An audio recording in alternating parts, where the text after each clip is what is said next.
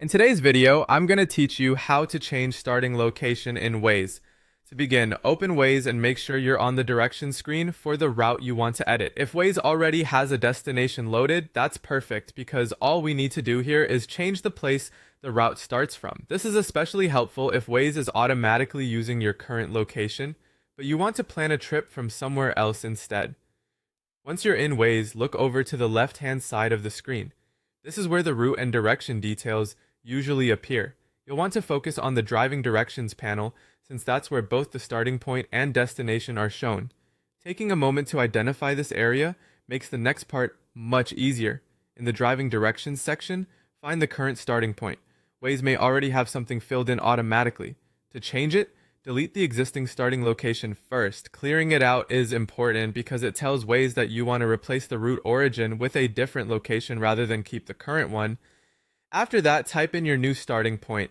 Be as specific as you need to be so Waze can recognize the correct location. For example, entering a full address or a clearly named place can help improve accuracy. As you type, make sure the information matches the location you actually want to start from.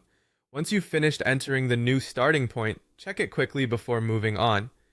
This small pause can save time if there's a typo or if the location name is incomplete.